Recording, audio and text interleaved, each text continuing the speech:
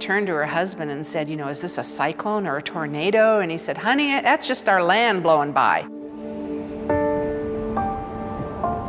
It really was the wild frontier when we hit the basin.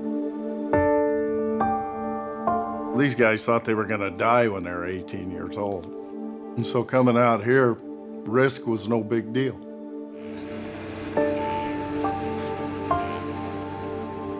The potato has endured famines, sustained armies, built civilizations. It set a template for modern agriculture and shifted the balance of power in Europe. It is the one plant associated with imperishable hope. Like faith, its reward stretches into the world as a symbol of bounty unseen but dependable. Today, Washington State is home to some of the best potatoes in the world, thanks to a foundation built by committed forerunners. A century ago, farmers jeopardized their family's livelihood one spring at a time, one crop at a time, in the hopes of hitting it big each year. But it wasn't easy. It wasn't an easy life to really go into. If it wasn't for pride, you wouldn't do it. It's what you do, it's what you are, part of what you're about. In the Skagit Valley of Washington, farmers gambled that below the water of the bogs, precious soil would create a garden paradise. In the central Washington basin, farmers risked everything they had on the chance of water coming from miles away to make the desert bloom. It's a gamble. It's strictly a gambling occupation. Unless you got that in the back of your mind that this is a gamble, you're not going to survive as a farmer. They're kind of rolling the dice and hoping it all works out. You got to get it right.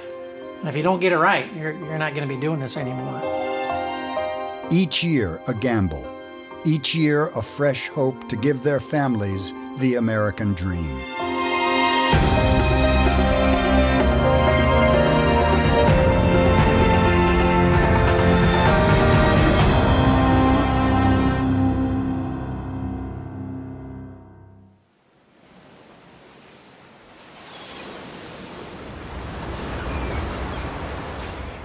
Washington's potatoes trace back to the earliest seagoing voyagers in the late 1700s.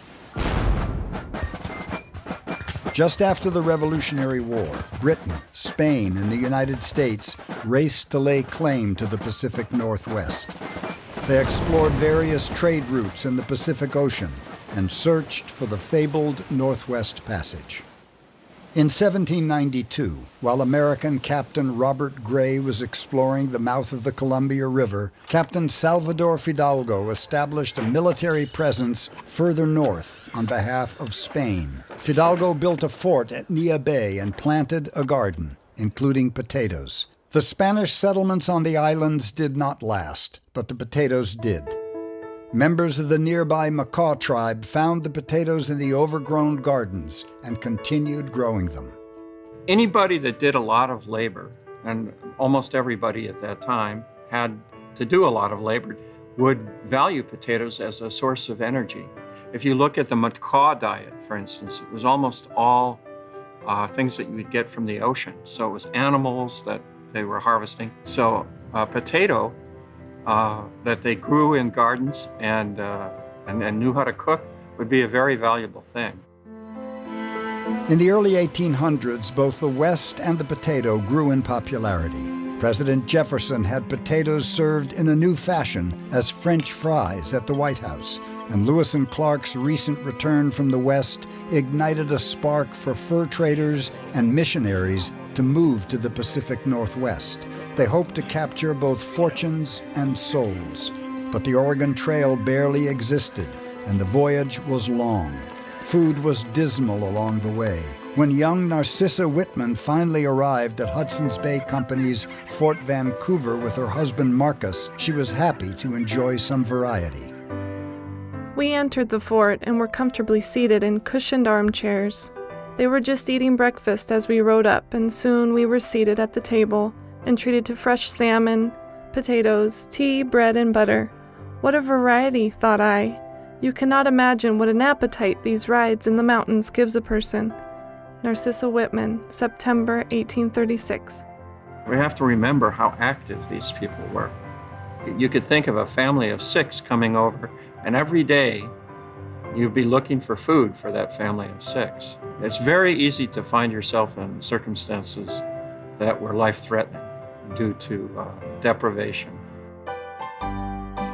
The potato would go on to feed natives, settlers, and soldiers as they moved into the area. They mostly ate them boiled and baked. An easy source of vitamins and nutrients, they didn't need to be ground into flour like wheat and other grains. Even Ulysses S. Grant grew potatoes while stationed at Fort Vancouver before returning to the east. During the gold rush, the San Francisco area received thousands of bushels of potatoes from western Washington to feed the bellies of the fortune seekers.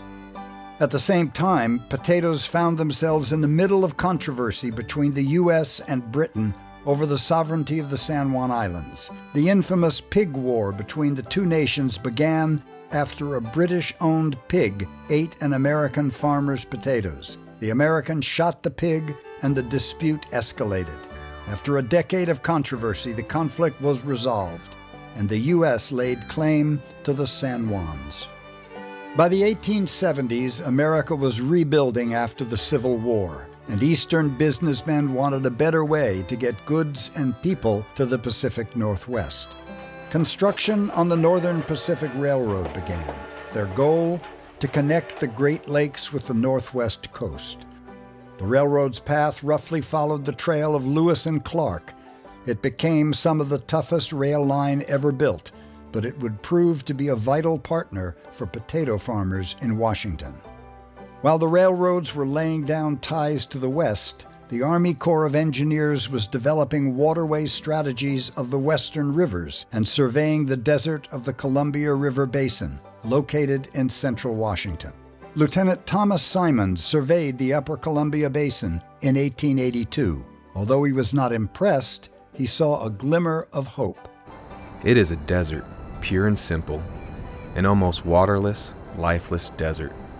A desolation where even the most hopeful can find nothing in its future prospects to cheer. With irrigation properly conducted, it is safe to say that every foot of land now classed as desert will be found as productive as the regions more favored by rain. Lieutenant Thomas Simons, 1882. But no American Congress was willing to spend millions to bring water to the central Washington desert. While farmers struggled to solve the water problem in central Washington, farmers west of the Cascades had water problems of their own.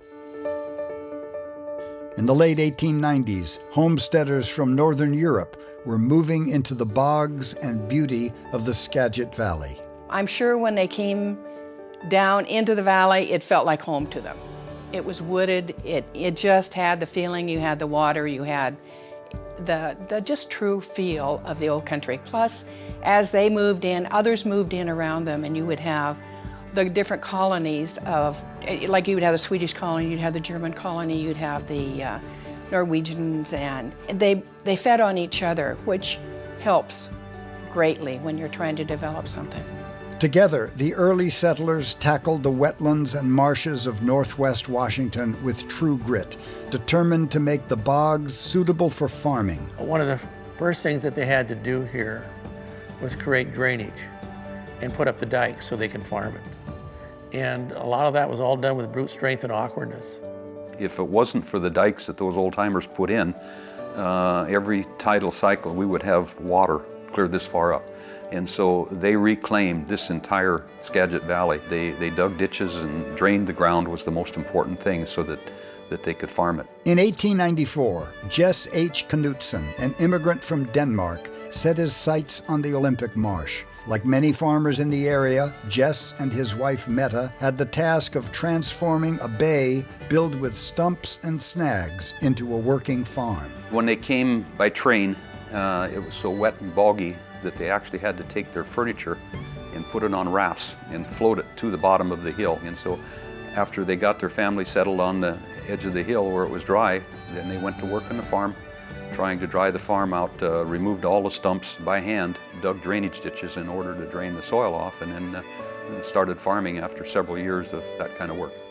In the late 1800s, the Skagit Valley and other western Washington counties were the only areas in the state that could grow a potato crop without irrigation water. Their crops yielded much-needed food for a new rush of people heading even further north. In 1897, the Klondike Gold Rush began, and Seattle became the premier outfitting center for those heading into the northern frontier. Miners bought supplies and food from Seattle markets. Once the miners made it to the Yukon, they needed vitamin C in their diets, so they traded their precious gold for potatoes. The vibrant agriculture scene and ability to trade with the world made Washington a new hub for trade and commerce.